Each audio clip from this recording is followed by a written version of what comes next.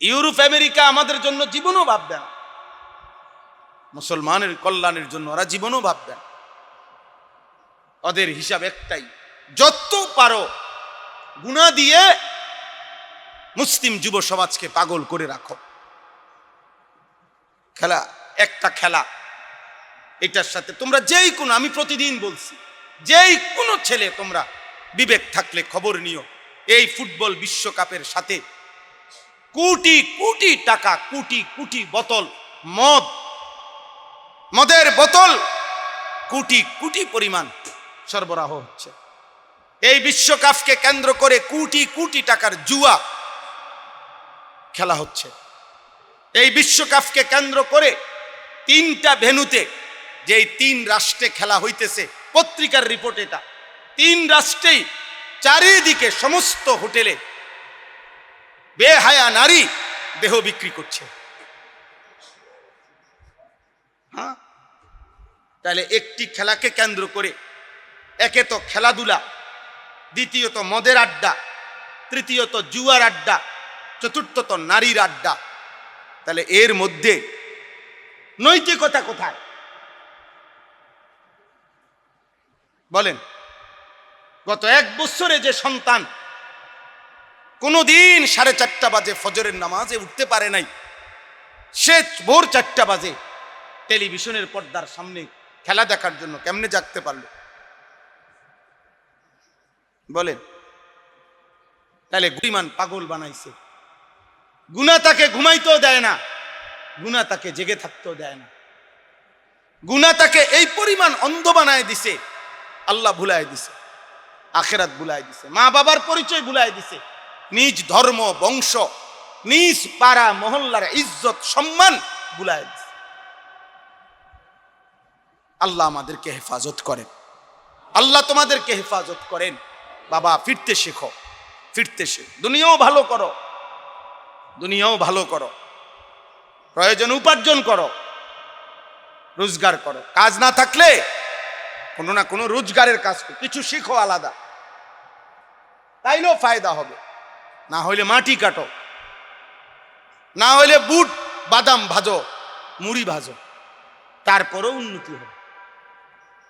কোন মুসলমান, আল্লাহ তাআলা কোরআনুল কারীমে এবং রাসূলুল্লাহ সাল্লাল্লাহু আলাইহি সাল্লামের হাদিসে ইবাদত এবং ইবাদতের পরে উপার্জন, ইসলাম দুটোটাকেই ফরজ করছে।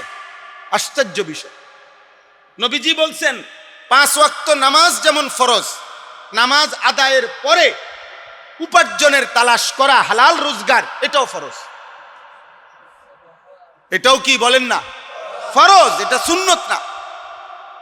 ইসলামে নামাজ যেমন ফরজ, নবীজি বলছে 5 ওয়াক্ত নামাজের পরে হালাল রোজগার তালাশ করা, এটাও ফরজ। ডিস্টার্ব করা এটা একেবারে পূর্ণভাবে পুরাপুরি এটা অন্যায়। কোরআনুল কারীমের মধ্যে আছে, আল্লাহ তাআলা বলছে, আল্লাহর কথার থেকে যে মুখ ফিরায় রাখে সে সবচেয়ে বড় জালেম। ওয়ামান আযলামু মিম্মান যুক্কিরা বিআয়াতি রাব্বিহি সুম্মা আ'রাদা আনহা। তার চাইতে বড় জালেম আর কে হতে পারে, যার কাছে আমার কথা বলা হচ্ছে অথচ সে তার থেকে বিমুখ, অমনোযোগী। আল্লাহ বলেন, এমন পাপী, এমন জালেমের প্রতিশোধ আমি নেব।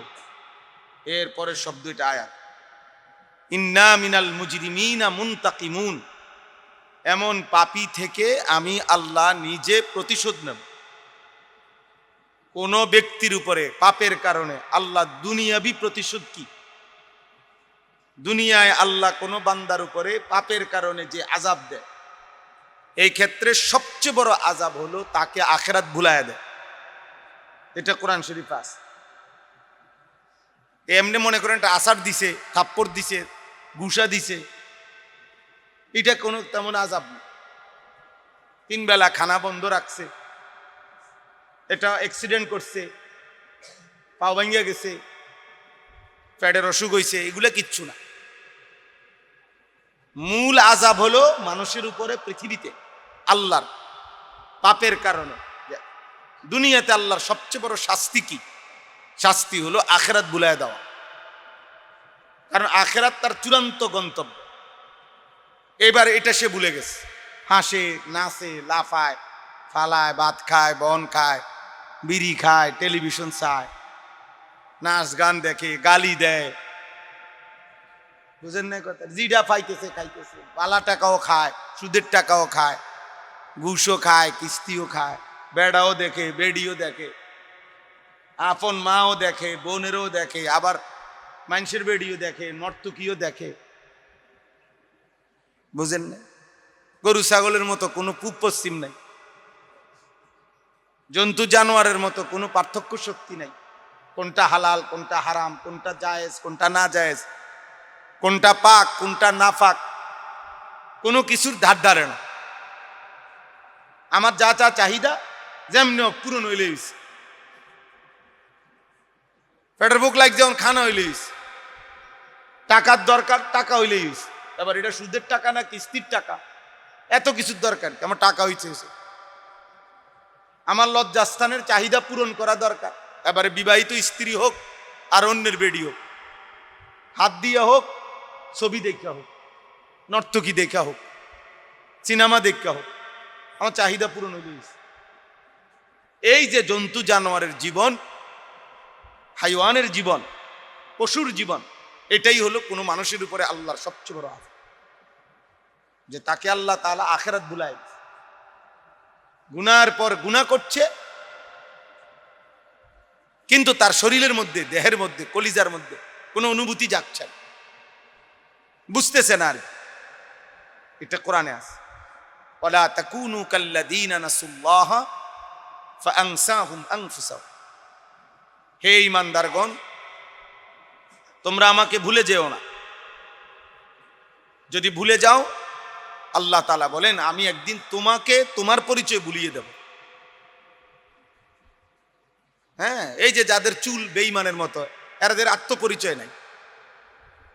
আপনি জিজ্ঞাসা করে, হাসি না, তুমি দাঁড়ায় বলো ভাই, তুমি নিজে প্রেস্টিজ থাকলে বলো।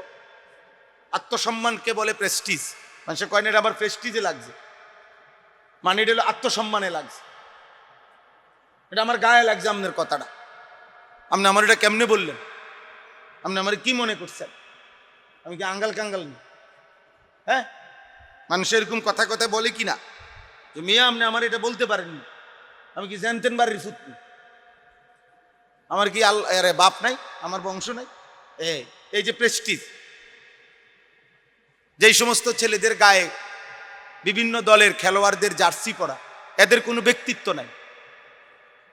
আপনি জিজ্ঞেস করেন, ও দাঁড়ায় বলুন, ওর কোনো আত্মসম্মান নাই, ওর নিজস্ব কোনো বংশ নাই, ওর নিজের কোনো আত্মপরিচয় নাই, ওর কোনো মা বাবা নাই, ওর কোনো বংশ নাই, ফ্যামিলি নাই। হ্যাঁ, 24 ঘন্টা যারা বেঈমানের মতো চলে, অনুসরণ করে, ওদের নিজস্ব কোনো আত্মসম্মান নেই। চুল রাখছে মুশরিকের মতো, চলাফেরা করছে বেঈমানের মতো, গায়ের জামা পোশাক বেঈমানের মতো। তাহলে হের নিজের কি? হরে বলতে কোন, সে বলুক এখানে দাঁড়ায়া। আমি বলতে পারবো আমার মাথার চুল থেকে পায়ের নখ পর্যন্ত, আমার শরীরের প্রত্যেক পোশাকের উপরে আমি দলিল দিতে পারবো ইনশাআল্লাহ। বুঝেন নাই? আমি টুপি পরলাম কেন, আমি এটা বলতে পারবো। পাঞ্জাবি কেন গায়ে দেই, গেঞ্জি কেন পরি, লুঙ্গি কেন পরি, দাড়ি কেন লম্বা রাখলাম, মোষ কেন ছোট রাখলাম, চুল কেন চারদিকে সমান রাখলাম, আমি এটা বলতে পারবো। আমার পকেটে মেসওয়াক কেন ব্যবহার করি, আমি এটা বলতে পারবো। আমার পকেটে টয়লেট পেপার আছে, আমি এটা কেন ব্যবহার করি, আমি এটা বলতে পারবো। তুমি বলো ভাই, আমার পকেটে এই যে আতর আছে, আমি এটা বলতে পারবো। প্রত্যেকটার উপরে কোরআন এবং সুন্নাত থেকে আমি কি দিতে পারবো, ইনশাআল্লাহ দলিল দিতে পারবো। কিন্তু সে বলুক তার কোন বইয়ের সাথে এটা মিলছে, বাংলা বই, অঙ্ক বই, ইংরেজি বই, পদার্থবিজ্ঞান, জীববিজ্ঞান, রসায়ন বিজ্ঞান, মাদ্রাসার আমরা কোরআন হাদিসও বাদ দেন, বাকি তার জীবনের যে পড়ালেখা করছে ও ক্লাস 1 থেকে এই চুল কার লগে কোনটার লগে মিলছে? তার প্রাইমারি স্কুল থেকে শুরু করে কোন ক্লাসের কোন টিচারের সাথে তার চুলের মিল? বলেন না, কিসের সাথে মিলছে? আসেনি কোনো কিছুর সাথে মিল। তাহলে তার স্কুলে স্যারের লগে হে মিলাই দাও যে আমার স্যারের চুল হুজুর আমি ছোটবেলার থেকে দেখছি এরকম। বলেন এরকম? একটা প্রাইমারি স্কুলের মাস্টারের চুল কি এরকম এই জঙ্গলি বেঈমানের মতো? তাইলে বলো ভাই, তুমি বলো, একটা ছেলে বলো, আত্মপরিচয় বলো, আত্মসম্মান বলো। মাঝখান দিয়ে চুল, চারিদিক দিয়ে চুল নাই। এটা সর্বযুগে আকাম কুকামে যারা ধরা খাইতো আগের দিনে, হ্যাঁ এটাই ছিল। আপনারা জিগান, মানুষের মুরব্বীদেরকে জিগান। আগে মানুষে 2 নম্বরই ধরা খাইলে বিভিন্ন খান দিয়ে চুল কাইটা কি করে দিত, ছেড়ে দিত। কইতো, দেখলেই মানুষে কইতো ও বুঝছি তানে ধরা খাইছে।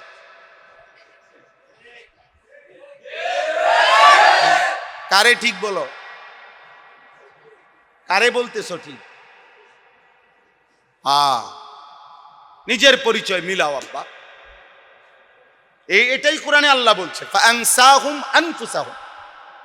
আমার নাফরমানি করবা, আমি তোমার পরিচয় ভুলাইয়া দেব, তোমার পরিচয় আমি ভুলিয়ে দেব।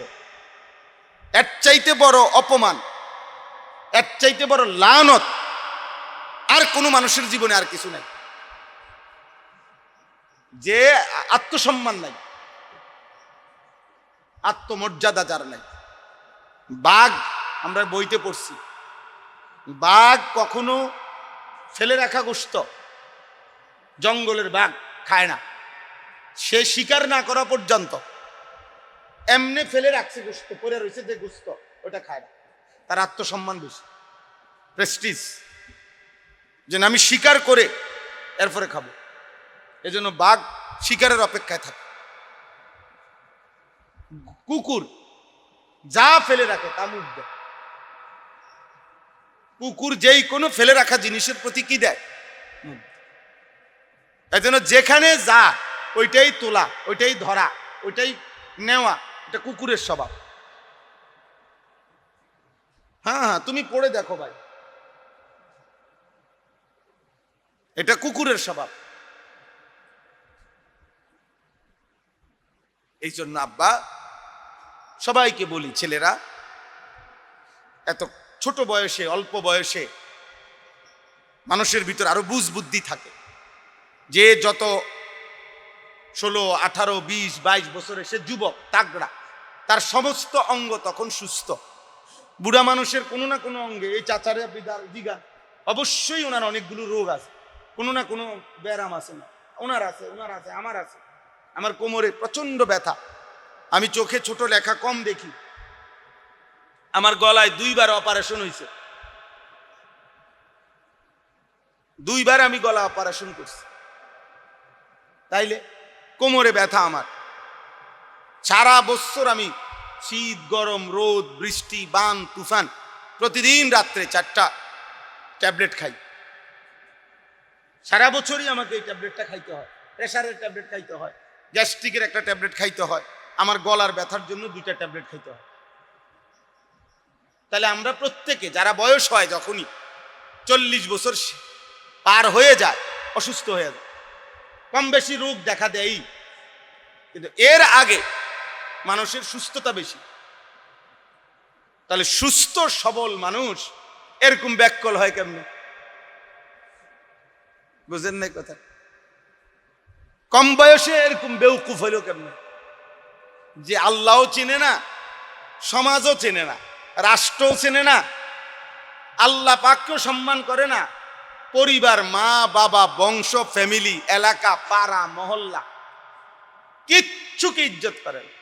তোমরা বলো ভাই, বলে আমরা হুজুর আমাগো এলাকায় যুগ যুগ ধরে আমাগো বাপ চাচারা, আরে মক্কার কাফেররা পর্যন্ত বলতো যে আমরা আপনাকে বাপ দাদার থেকে এটা পাইছি। তো তোমরা এই চুল এগুলা বাপ দাদার থেকে পাইছো নি? তোমরা এই বেনামাজি জিন্দিগি তোমাদের বাপ দাদার থেকে পাইছো নি? আমাদের বাপ দাদা যারা ছিলেন আগে, ওনারা এই পরিমাণ বেনামাজি ছিল, কি বলেন চাচা? তো তাইলে আমাদের মা চাষিরা আজ থেকে 30 বছর আগে মুসলমানের এমন কোন ঘর কম ছিল যে ঘরের মা চাচি নামাজ পড়তো না, এমন ঘর হাজারে একটা মিলত না। এই 30 বছর আগেও বাংলাদেশে এমনই ছিল। ফজরের নামাজ পড়তো, প্রত্যেক ঘরের মহিলাদের ছোট ছোট ওজিফা ছিল, ওজিফা, ওইখান থেকে নির্দিষ্ট সূরা, দোয়া, কালাম, দুরূদ শরীফ পড়তো, তসবিহ পড়তো গুনগুন করে। এরপরে এশরাক পইরা এরপরে মহিলারা চুলায় আগুন দিত। এমন ছিল না চাচা? তো আমি নিজে দেখছি রিক্সার মধ্যে যে চারদিকে কাপড় লাগাইছে, মহিলার বোরকা না, শুধু মহিলাদের গায়ে বোরকা ছিল কালো ঢিলে ঢালা, হাতের মধ্যে ছাতা থাকতো প্রত্যেক পর্দানসীন মহিলার। এরপরে রিক্সার চারদিকে কি লাগাইতো? কাপড় লাগাইতো। আপনি দেখছেন চাচা? তাইলে এরপরে এক জায়গা থেকে এক জায়গায় যাইতো, সন্ধ্যা হইলে যাইতো, ভোর হইলে আইতো। পুরুষের সামনে জীবনে কোনোদিন স্বাভাবিকভাবে হাঁটার তো প্রশ্নই আসে না। কোন মহিলা হাইটা গেলেও যদি পুরুষ দেখতো তো একদিকে ফিরা দাঁড়ায় থাকতো, বেড়ই পার হইয়া গেলে তা আবার হাঁটতো। এটা কি 300 বছর আগের কথা? 30 বছর আগের কথা, সর্বোচ্চ 30 বছর হবে, আরো কম হবে। কিন্তু আজকে তোমাদেরকে বেঈমান আল্লাহ ভুলাই দিছে, বংশ ভুলাই দিছে, ইজ্জত, সম্মান, মর্যাদা, আত্মপরিচয়। 16 বছরের ছেলেটার দিকে তাকাইলে মনে এমন জঙ্গলি, যেটা মানুষ না জানোয়ার, মুসলমান না কি কিচ্ছু বোঝা যায় না। তে কই, তার চুল কই, তার হাফ প্যান্ট কই, ফুল প্যান্ট কই, তার মা কে, তার বাপ কে, তার বংশ কি, তার ধর্ম কি, কিল্লেগা নাচে, কিল্লেগা লাফায়, থাকে কই, খায় কই, ঘুমায় কই, রাত কাটায় কার সাথে, সারাদিন করেটা কি, কেউ জানে না। আস্তাগফিরুল্লাহ। একদিন মনে রাখো বাবা, এটা নিয়ম, প্রত্যেকেই তোমরা যারা আজকে পাপ করছো, কোনো সন্দেহ নাই, আশা করা যায় যদি তওবা না করো আর আল্লাহ যদি মাফ না করে, এই পাপের প্রত্যেকটার পাল্টা তোমাকে তোমার পরবর্তী জেনারেশনকে দিয়ে তোমার গায়ে ফেরত দেওয়া হবে। আমি বললাম, মনে রাখ, এটা আরবি ভাষার গুরুত্বপূর্ণ বুজুর্গানে দ্বীনের কথা।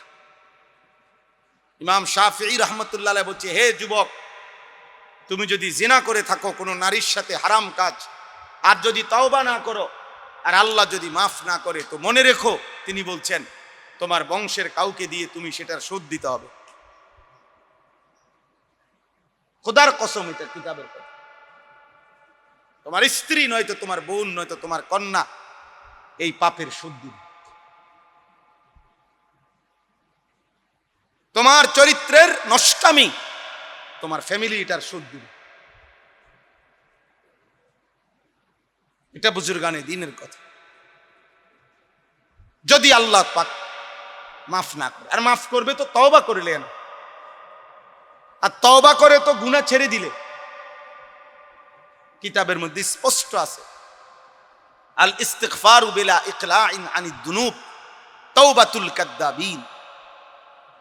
কোন ব্যক্তি যদি গুনাহ ছেড়ে না দিয়ে এমনি মুখে তওবা করে, সমস্ত বুজুর্গ উলামারা বলছেন এটা হচ্ছে তাওবাতুল কাদ্দাবিন, মিথ্যাবাদীর তওবা। এই তওবা মিথ্যু, এই মিথ্যাবাদী তওবা। বুঝেন নাই? গুনার জায়গাত রাখা হেবড়া কয় আস্তাগফিরুল্লাহ। তওবা কি? গুনাহ ছাড়ছেন কই? বিড়ি পকেটে, হেবড়া কয় আস্তাগফিরুল্লাহ। ড্রয়ারে সুদের টাকা, উনি কয় আস্তাগফিরুল্লাহ, উনি কয় আস্তাগ। মুখে গালি চলতেছে অনবরত, উনি কয় আস্তাগফিরুল্লাহ। টেলিভিশনে নর্তকী দেখতেছে, টেলিভিশন চলতেছে, উনি বয় আস্তাগফিরুল্লাহ। হ্যাঁ, প্রতিদিন ওজনে কম দিতেই আছে, এক তালে কয় আস্তাগফিরুল্লাহ। এটা আস্তাগফিরুল্লাহ? কথা বলেন না। এটা আস্তাগফিরুল্লাহ হইলো আপনার বিবেকে বলে? কই আপনি কি গুনাহ ছাড়ছেন? তো আপনি কিসের আস্তাগফিরুল্লাহ কইতেছেন বলেন তো? এজন্য জরুরি যুবক কিংবা বৃদ্ধ, নারী কিংবা পুরুষ, আমাদের প্রত্যেকের উচিত, খামখেয়ালি করলে হবে না। দুনিয়া সবারই চলে বাবা, দুনিয়া একদম ইজি এক বিষয়। দুনিয়া এত সামান্য, যেটা পিঁপড়ার দুনিয়া কাটে, জীবন কাটে, তো আপনার কাটবে না কেন? একটা মশা মাছির জিন্দিগি চলে যায়, আমাদের জীবন চলবে না কেন? দুনিয়া তো একদম সহজ বিষয়, আখিরাত অনেক লম্বা, পরকাল অনেক লম্বা, কবর অনেক লম্বা। হাদিসের মধ্যে আছে, সর্বশেষ যে ব্যক্তি কবরে যাবে, শেষ হতে পারে শুধু তাকেই কবরে থাকতে হবে 40,000 বছর।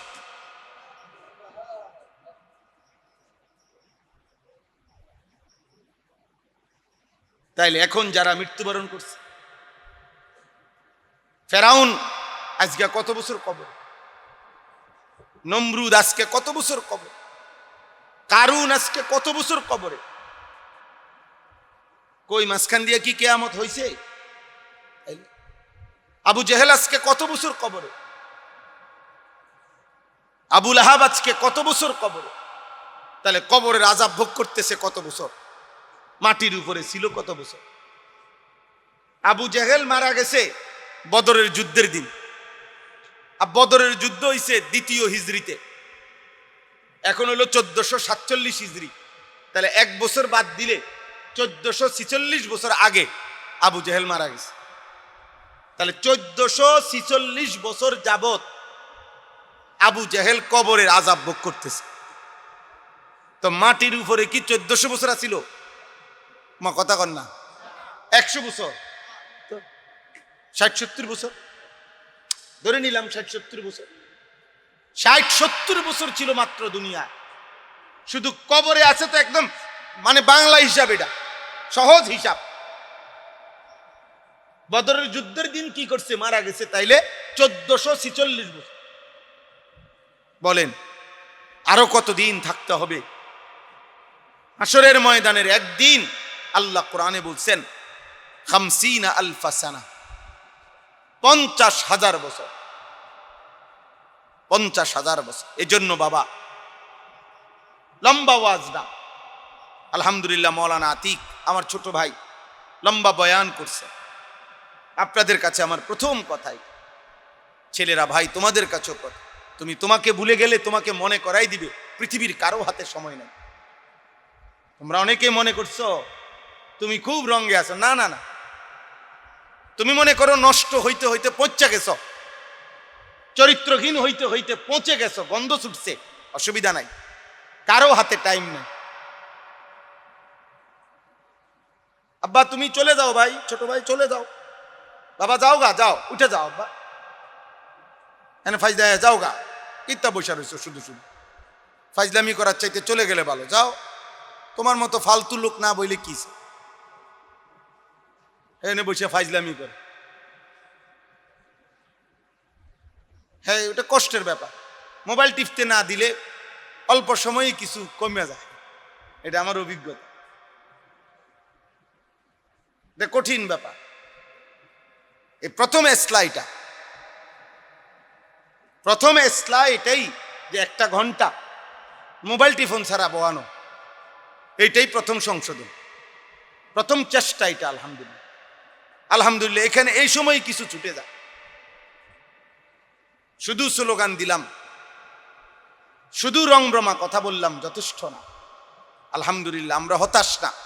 এই প্রতিদিন আমাদের স্কুল কলেজের ইউনিভার্সিটির ছেলেদের মধ্যেও প্রতিদিন আল্লাহর দিকে ছেলেরা ফিরতেছে, আমরা আশাবাদী। গতকালকে আমার মাদ্রাসায়, গতকালকেও মাসিক মাহফিল ছিল। আমরা 3 মাস পর পর স্কুল কলেজের ছেলেদেরকে অজু, নামাজ, সূরা, কেরাত, দোয়া, কালাম শিখাই। এক সারাদিন সকাল 8টা থেকে কালকে রাত 9টা পর্যন্ত প্রায় 250 ছেলে বরাবর স্কুল কলেজের ছেলে আমাদের মাদ্রাসায় এই সকাল 8টা থেকে রাত 9টা পর্যন্ত এক টানা ছিল 13 ঘন্টা। আলহামদুলিল্লাহ। দুপুর পর্যন্ত, জোহর পর্যন্ত দিন শিখছে, অজু, নামাজ, সূরা, কেরাত, আর জোহরের খানার পরে এশা পর্যন্ত বয়ান শুনছে। সব স্কুলের ছেলে, সব স্কুলের ছেলে, কলেজের ছেলে, জেনারেল ছেলে। আলহামদুলিল্লাহ। গত বছর আমরা প্রায় 500 ছেলে আমাদের মাদ্রাসায় 3 দিনে মোট 6 দিন 2 বারে অজু, নামাজ শিখাইছি। আলহামদুলিল্লাহ। 3 দিন করে থাক, সব জেনারেল ছেলে। তোমরা মনে করো না আমরা হতাশ, না না। 2-4 জন, 10 জন, 50 জন ফালতু আর বখাটে দুশ্চরিত্রের জন্য ইসলাম আটকায় যায় না, আল্লাহর কোরআন আটকায় যাবে না। বুঝেন না? আটকায় যাবে না। হাদিসের মধ্যে আছে, আল্লাহ তাআলা বলছে, বান্দা তোমরা সকলেও যদি পৃথিবীর প্রথম ব্যক্তি থেকে শেষ ব্যক্তি পর্যন্ত যদি প্রত্যেকেই, আল্লাহ তাআলা বলেন আমার বান্দার মধ্য থেকে সর্বোত্তম বান্দা যে তার মতো হয়ে যায় সকলে, আল্লাহ বলেন আমি আল্লাহর মর্যাদার মধ্যে এক বিন্দু বাড়বে না। আবার বলছে পৃথিবীর প্রথম ব্যক্তি থেকে শেষ ব্যক্তি পর্যন্ত সকলেই যদি পৃথিবীর সর্বনিকৃষ্ট ব্যক্তির মতো হয়ে যায়, আল্লাহর কসম আল্লাহ বলে বান্দা আমার ইজ্জত আর সম্মানের মধ্যে এক জাররা কমবেও না। মা জাদা ফি মুলকিহি শাইআন ওয়া মা নাকাসা মিন মুলকিহি শাইআন। আল্লাহর রাজত্বে কিছু বাড়েও না, আল্লাহর রাজত্বে কিছু কমেও না। আল্লাহ আল্লাহই থাকে, ইসলাম ইসলামই থাকে, কোরআন কোরআনই থাকে, দিন দিনে থাকে। আমরা আমাদের কারো মুখাপেক্ষী আল্লাহ না, কারো মুখাপেক্ষী, আমাদের কারো মুখাপেক্ষী নয় ইসলাম।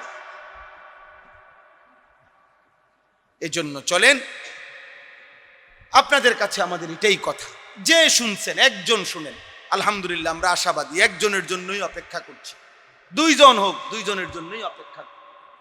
এই পৃথিবী ইমানদারের জন্য। কোরআনুল কারীমের মধ্যে আল্লাহ তাআলা স্পষ্ট বলছেন আমার বান্দারা ইবাদত করবে, আমার বান্দা ইবাদত করবে, এই আশায়, এই জন্যে আমি রাত্র দিন বানাই। কোন দুশ্চরিত্র লম্পট, কোন মদখোর জুয়ারি, কোন চরিত্রহীন বেহায়ার জন্য আমি আল্লাহ আসমান জমিনও বানাই নাই আর রাত্র দিনও বানাই না। ওয়াহুয়াল্লাযী জাআলাল লাইলা ওয়ান নাহারা খিলফাতান লিমান আরাদা আন ইয়াযাক্কারা আও আরাদা শুকুরা। আল্লাহ বলেন আল্লাহই রাত এবং দিন পর্যায়ক্রমে বানান, একবার রাত একবার দিন, একবার রাত একবার দিন। এটা কে বানায়? বলেন না কে বানায়? আল্লাহ বলেন কেন? লিমান আরাদা আন ইয়াযাক্কারা, আমার যে বান্দারা আমি আল্লাহর জিকির আমার ইবাদত করতে চায়, আও আরাদা শুকুরা, আমার যে বান্দারা আমার শুকর আদায় করতে চায়, আমি আল্লাহ তাদের জন্য রাত্র দিন বানাই। সুবহানাল্লাহ। কোন নষ্ট দোষ চরিত্রের জন্য নয়, কোন চরিত্রহীনের জন্য নয়, কোন লম্পটের জন্য, সুবহানাল্লাহ, কোন বেপর্দা বেহায়া নারীর জন্য না, কোন হারাম উপার্জনকারীর জন্য না রে বাপ। আল্লাহ যদি রাত না বানায় তো আমার বান্দা মাগরিব পড়বে কেমনে, এশা পড়বে কেমনে? আল্লাহ যদি দিনের আলো না আনে তো ফজরের ওয়াক্ত হবে কেমনে, জোহরের ওয়াক্ত হবে কেমনে, আসরের ওয়াক্ত হবে? আল্লাহ বলেন এজন্য আমি দিন আনি, এজন্য আমি রাত, আল্লাহর ইবাদতের জন্য। আজকে তোমরা এই 10 জন ছেলেও যদি হও, একজন ছেলেও যদি হও, তোমাদেরকে বলি ভাই, আল্লাহকে এভাবে ভুলে যাচ্ছ কেন? আল্লাহকে ভুলে শেষ পর্যন্ত থামবে কোথায়? আল্লাহকে ছেড়ে অনেক ছেলে মাশাআল্লাহ এ যে কয়জন বসছে, কিন্তু আফসোসের বিষয় অধিকাংশ ছেলের চেহারা দেখেই বোঝা যায় বেনামাজি, বেনামাজি। আপনাদেরই ছেলে চাচা, আপনাদেরই সন্তান, আপনাদের ভাবা উচিত, আহারে আমাদের সন্তানের চুল এমন কেন, আমাদের ছেলেদের জামা কাপড় এমন কেন, আমাদের ছেলেরা করছেটা কি, যাচ্ছে কোথায়, খায় কোথায়, কে ভাববে এদেরকে নিয়ে? মানুষের জন্য যদি মানুষ না ভাবে তো মানুষের জন্য কি গরু ছাগলে ভাববে? ইউরোপ আমেরিকা আমাদের জন্য জীবনও ভাববে না, মুসলমানের কল্যাণের জন্য ওরা জীবনও ভাববে না। ওদের হিসাব একটাই, যত পারো গুনাহ দিয়ে মুসলিম যুব সমাজকে পাগল করে রাখো। খেলা একটা খেলা, এটার সাথে তোমরা যেই কোনো, আমি প্রতিদিন বলছি, যেই কোনো ছেলে তোমরা বিবেক থাকলে খবর নিও, এই ফুটবল বিশ্বকাপের সাথে কোটি কোটি টাকা, কোটি কোটি বোতল মদের বোতল কোটি কোটি পরিমাণ সরবরাহ হচ্ছে। এই বিশ্বকাপকে কেন্দ্র করে কোটি কোটি টাকার জুয়া খেলা হচ্ছে। এই বিশ্বকাপকে কেন্দ্র করে 3টা ভেন্যুতে, যেই 3 রাষ্ট্রে খেলা হইতেছে, পত্রিকার রিপোর্ট এটা, 3 রাষ্ট্রেই চারিদিকে সমস্ত হোটেলে বেহায়া নারী দেহ বিক্রি করছে। হ্যাঁ, তাহলে একটি খেলাকে কেন্দ্র করে একে তো খেলাধুলা, দ্বিতীয়ত মদের আড্ডা, তৃতীয়ত জুয়ার আড্ডা, চতুর্থত নারীর আড্ডা। তাহলে এর মধ্যে নৈতিকতা কোথায় বলেন? গত 1 বছরে যে সন্তান কোনোদিন 4:30 বাজে ফজরের নামাজে উঠতে পারে নাই, সে ভোর 4টা বাজে টেলিভিশনের পর্দার সামনে খেলা দেখার জন্য কেমনে জাগতে পারলো বলেন? তাহলে গুণীমান পাগল বানাইছে। গুনাহ তাকে ঘুমাইতেও দেয় না, গুনাহ তাকে জেগে থাকতেও দেয় না, গুনাহ তাকে এই পরিমাণ অন্ধ বানায় দিছে, আল্লাহ ভুলায় দিছে, আখিরাত ভুলায় দিছে, মা বাবার পরিচয় ভুলায় দিছে, নিজ ধর্ম বংশ, নিজ পাড়া মহল্লার ইজ্জত সম্মান ভুলায় দিছে। আল্লাহ আমাদেরকে হেফাজত করেন, আল্লাহ তোমাদেরকে হেফাজত করেন। বাবা ফিরতে শেখো, ফিরতে শেখো, দুনিয়াও ভালো করো, দুনিয়াও ভালো করো, প্রয়োজন উপার্জন করো, রোজগার করো। কাজ না থাকলে কোনো না কোনো রোজগারের কাজ করো, কিছু শিখো আলাদা, তাইলেও ফায়দা হবে। না হইলে মাটি কাটো, না হইলে বুট বাদাম ভাজো, মুড়ি ভাজো, তারপরেও উন্নতি হবে। কোন মুসলমান, আল্লাহ তাআলা কোরআনুল কারীমে এবং রাসূলুল্লাহ সাল্লাল্লাহু আলাইহি সাল্লামের হাদিসে ইবাদত এবং ইবাদতের পরে উপার্জন, ইসলাম দুটোটাকেই ফরজ করছে। আশ্চর্য বিষয়, নবীজি বলছেন 5 ওয়াক্ত নামাজ যেমন ফরজ, নামাজ আদায়ের পরে উপার্জনের তালাশ করা, হালাল রোজগার, এটাও ফরজ। এটাও কি বলেন না ফরজ? এটা সুন্নত না। ইসলামে নামাজ যেমন ফরজ, নবীজি বলছে 5 ওয়াক্ত নামাজের পরে হালাল রোজগার তালাশ করা, এটাও ফরজ।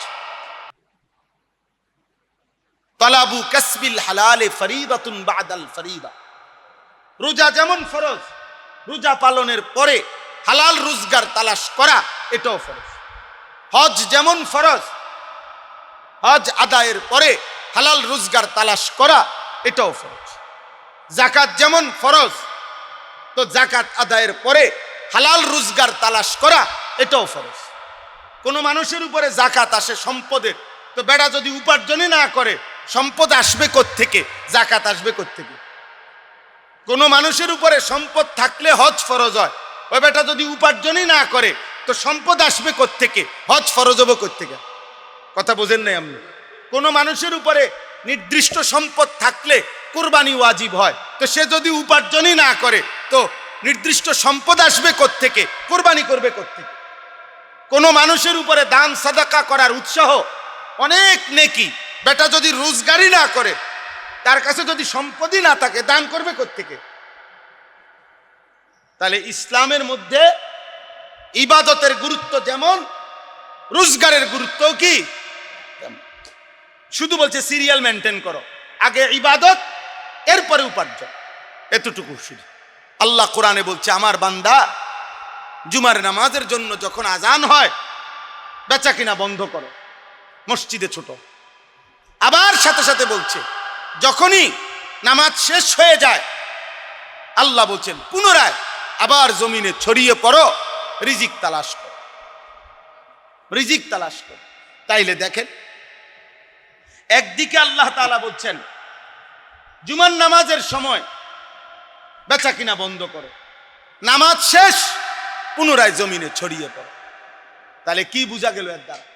এ কথার দ্বারা এ কথা স্পষ্ট বোঝা গেল যে আল্লাহ তাআলা আমাদেরকে যেমন ইবাদত পালন করতে বলছেন তেমন উপার্জনও করতে বলছেন, উপার্জনও করতে বলছেন।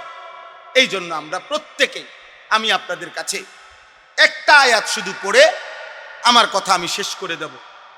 এই একটি আয়াতের বক্তব্য এই কথাটাই। আল্লাহ তাআলা বলেন, ওয়া আনিস্তাগফিরু রাব্বাকুম। এই একটা আয়াতে শুধু শোনেন। আলহামদুলিল্লাহ যথেষ্ট পরিমাণ ওয়াজ হয়েছে। আমরা দোয়া করব আপনাদের জন্য। ছেলেরা, ভাই, আমি তোমাদের জন্য দোয়া করব। আলহামদুলিল্লাহ আমাদের সারা বাংলাদেশে অসংখ্য অগণিত ছেলে, আমরা আশাবাদী, প্রতিদিন আল্লাহর দিকে ফিরতেছে। চারিদিকে গুনাহ যেমন বেড়ে গেছে, মোবাইলের অশ্লীলতা যেমন বেড়ে গেছে, আলহামদুলিল্লাহ নেক কাজের দিকেও ছেলেরা এগিয়ে আসছে ব্যাপকভাবে সারা বাংলাদেশে। সারা বাংলাদেশ আমরা হতাশ না, আমরা চেষ্টা করছি ধাক্কা দিয়া, কলিজার মধ্যে বিবেকের মধ্যে ধাক্কা দিয়ে ফেরাইতে চাচ্ছি। আশা করছি যে ইনশাআল্লাহ আমাদের সন্তানরা আল্লাহর দিকে ফিরবে। কারণ আসলে বাস্তবতা হলো আমাদের জন্য আসলে কেউ নাই আল্লাহ ছাড়া। মুসলমানের নিরাপত্তা দিন দিন আল্লাহর থেকে যদি আমরা ছুটে যাই, আমাদের মুসিবত আরো বাড়বে, আমাদের মুসিবত আরো বাড়বে। আমাদের একটি সমস্যার সমাধান এই পর্যন্ত হয় না। 1947 সালে ব্রিটিশ চলে গেছে, আজ থেকে প্রায় 78 বছর আগে। কিন্তু কাশ্মীর এই ভারত পাকিস্তানের মধ্যে সবচেয়ে একটি প্রদেশ, মুসলিম সংখ্যাগরিষ্ঠ, ওরা এটার সমাধান করে নাই। এটা কি পূর্ণ পাকিস্তানে থাকবে না পূর্ণ ভারতে থাকবে, অমীমাংসিত রেখে চলে গেছিল ব্রিটিশ। আজকে 78 বছর পরেও এখনো কাশ্মীর দুই ভাগ, এক ভাগ পাকিস্তানের অংশে, এক ভাগ ইন্ডিয়ার অংশে। এই ইন্ডিয়ার অংশে যেই কাশ্মীর, এই মুসলমানগুলোর উপরে আজকে 78 বছর ধরে নির্মম নির্যাতন হইতেছে, আজও কোনো সমাধান হয় না। কত বৈঠক হইল জাতিসংঘের, কত মিটিং হইল, কত কিছু হইল। সুদান থেকে, সুদান একটি দেশ, সেখান থেকে একটি নির্দিষ্ট এরিয়া খ্রিস্টান সংখ্যাগরিষ্ঠ, ওদেরকে জাতিসংঘের তত্ত্বাবধানে খ্রিস্টান এই রাষ্ট্রটি আলাদা করে দিছে। এটার সমাধান হয়ে গেছে। পূর্ব তিমুর, এটা সমাধান হয়েছে, খ্রিস্টান অঞ্চল। কিন্তু রোহিঙ্গাদের সমস্যার সমাধান আরাকানি এখনো হয় না, আজও হয় নাই। ফিলিস্তিন সমস্যার সমাধান আজও হয় না, হয়েছে আজও? বলো না ভাই, তোমরা বলো, তাইলে বলো আমাদের সমস্যার সমাধান হবে কখন? ফুটবল বিশ্বকাপ আমাদের কি সমাধান দিবে? ব্রাজিল আমাদের কি উপকারে আসবে? আর্জেন্টিনা আমাদের কি উপকারে আসবে? বলো আপা। একদিন তো বিপদ তোমাকেও ধরবে, একদিন তো মুসিবত তোমাকেও ধরবে। ওরাও তো মানুষ।